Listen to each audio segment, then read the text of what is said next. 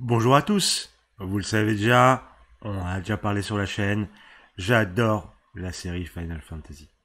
J'ai fait tous les opus numérotés, pas mal de spin-offs, et j'ai dans cette série, parmi mes jeux vidéo préférés de toute la vie, de tout l'univers Over 9000. Et pourtant, il y en a un qui, contre toute attente pour moi quand il fut annoncé, devint mon épisode favori. Un jeu qui m'a marqué. Oui, aujourd'hui, je vais vous parler de Final Fantasy XIV.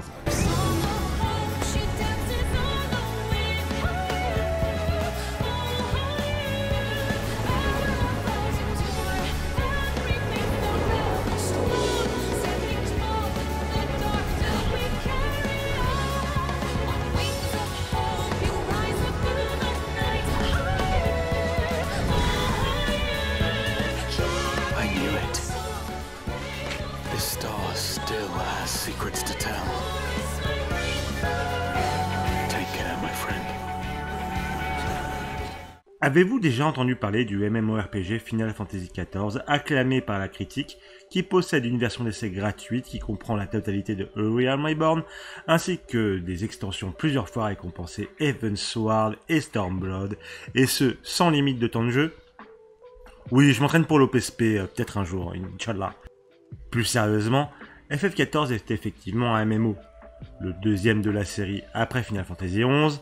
Il a eu pour le coup une histoire plutôt très connue et chaotique, dont j'ai déjà parlé rapidement dans ma vidéo sur Final Fantasy XVI. Mais je vous fais un récap rapide. FF11, c'était cool, ça faisait de l'argent, donc Square Enix, il veut un nouveau MMO. On prend la même équipe, problème, ils ont oublié de regarder ce qui se faisait de nouveau sur le marché. Et les équipes bossent sans se parler, accouchant d'un des pires démarrages de MMO ever.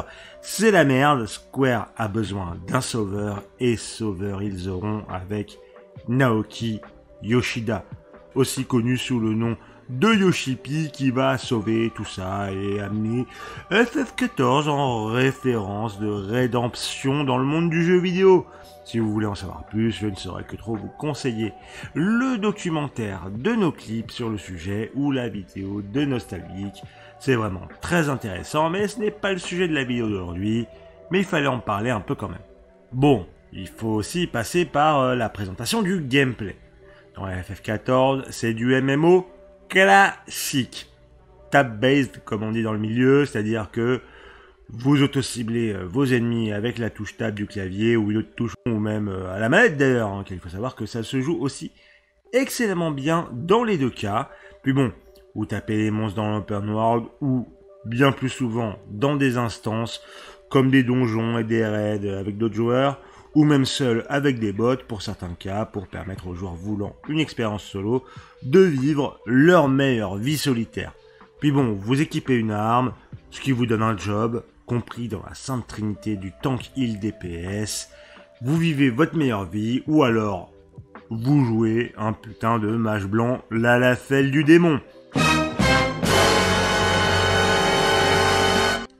Comme dit plus tôt, c'est très classique, mais bougrement efficace, avec des combats de boss qui sont souvent comme des chorégraphies à maîtriser et qui peuvent se montrer sacrément grisantes. Puis il y a tous les à côté qui font que le jeu est un vrai parc d'attractions. Avec par exemple un vrai parc d'attractions, le Gold Saucer, avec moultes activités à faire. Puis t'as aussi de la pêche, t'occuper de ton île à la Animal Crossing, essayer d'avoir du flow, jouer aux cartes, au mahjong, acheter et décorer la maison, ou jouer des openings d'animés à l'Imsa Lominsa. Il y a toujours de quoi faire dans FF14, et toujours des choses différentes. Puis le jeu est très soutenu, à la fois par ses développeurs, qui amènent du contenu régulier, et par sa communauté très soudée. Peu de fois ai-je entendu des éloges aussi dithyrambiques envers une communauté que pour celle de FF14. Et venant de LoL, le choc fut énorme, vous vous en doutez bien. Beaucoup d'éléments dans le jeu essayent au mieux d'encourager les gens à être bienveillants, d'aider les nouveaux joueurs et d'être le moins toxique possible. Ce qui donne des résultats plutôt probants quand je compare à d'autres MMO auxquels j'ai pu jouer. Bon, vous tomberez quand même de temps en temps sur un connard, mais Que voulez-vous, ça a au moins le mérite d'être rare. Puis ça permet d'avoir une communauté très vivante, très positive, qui se permet même de produire du contenu qui interagit avec les autres membres et même avec le staff du jeu. Que ce soit la production de musique, les memes auxquels les devs aiment faire référence ou toutes les différentes interactions faites en jeu. Rarement MMO aura été aussi agréable à parcourir que FF14. Et je tiens à noter le travail exemplaire de la Business Unit Free de Square Enix qui fait preuve d'énormément de transparence vis-à-vis du jeu, que ce soit quand tout va bien ou quand c'est la merde, et répondre au mieux aux questions et demandes des joueurs. Chapeau bas. Bon, maintenant passons sur les incroyables points forts de FF14. Et désolé, enfin non pas désolé, mais je voudrais vous parler de l'OST du jeu, qui est parmi les toutes meilleures qu'il m'a été donné d'écouter. Œuvre de Masayoshi Soken et de ses équipes. Non, il n'a pas tout fait tout seul, le bougard, encore heureux. C'est un vrai terrain de jeu pour leur créativité. Au travers de nombreux styles, on peut vraiment tomber sur tout et n'importe quoi dans cette OST qui propose moult surprises. Celle-ci jongle aussi entre les références aux autres épisodes de la série et ses compositions originales, et c'est ma foi de fort bonne aloi. Un peu de bon fanservice au milieu de nouvelles créations, faisant énormément de bien pour le fanboy que je suis. Vraiment, je n'arriverai pas à rendre justice avec mes mots au travail incroyable qui a été effectué sur cette OST, tant elle est incroyable dans de nombreux styles, toujours surprenante et pleine de bons sentiments, et elle est vraiment reconnue comme une des plus grandes forces du jeu. Et cette musique qui articule les combats sert aussi à accompagner son monde et ses personnages. Et il y a beaucoup de choses à dire là-dessus. Bon, dans le jeu, vous avez votre personnage, d'abord aventurier lambda qui deviendra le guerrier de la lumière. Ceux qui connaissent la licence ont la ref. C'est une approche qui ne va pas à tout le monde, certains préférant rester le pécor sur le côté de l'histoire quand ils jouent à un MMO, mais c'est un choix qui, pour le coup, personnellement, me va bien. Mais au-delà de ça, le but du jeu est de proposer une vraie expérience Final Fantasy. C'est-à-dire spectaculaire et hautement portée par son histoire et ses personnages. Et Paris Dailin, qu'ils ont réussi. Bon, plus de 10 ans de scénario et de différents intervenants de l'histoire font que c'est certes inégal, mais les bas ne sont pas si bas que ça. Bon, il y a les 100 quêtes de la honte, mais passons. Et les hauts sont incroyables. Et les histoires d'Evansward, Shadowbringer et Underwalker sont tellement pleines de sens. Parcourues de moments de joie, de bonne humeur, de profonde tristesse et d'interrogation. La plupart, je dis bien la plupart, pas tous, des antagonistes sont généralement dans une quête qui fait sens, dont on comprend les fondements. Même si les méthodes ou le résultat voulu ne sont pas du tout dans le domaine du souhaitable pour nous, ce qui rend les confrontations avec eux riches en émotions, en plus de toute l'épicness qui peut en découler. Big up à Emmett Selk, on t'aime de tout notre cœur. Et même au niveau des alliés, j'en suis venu à être très attaché à certains d'entre eux.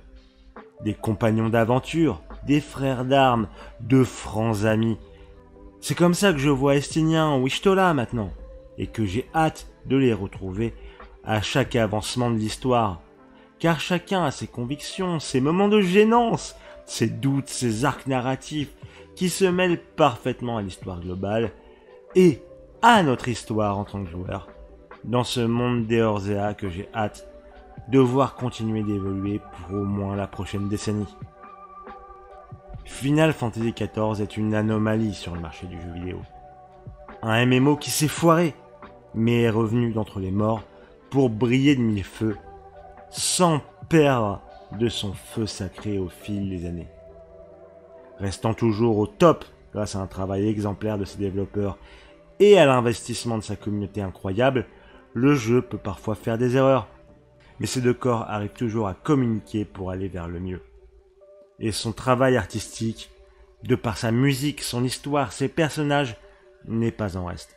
donnant au monde des Eorzea une véritable vie, qui en font une aventure incroyable dont je m'amuserai encore longtemps à parcourir les étendues et ses chorégraphies martiales qui en font à l'heure actuelle mon Final Fantasy préféré. Calls a new world.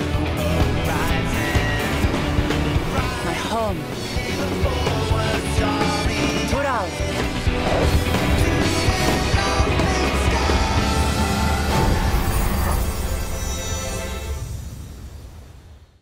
Merci à tous de m'avoir écouté blablater sur ce jeu dont j'adore parler, en espérant peut-être en avoir convaincu certains de donner sa chance à laisser gratuit.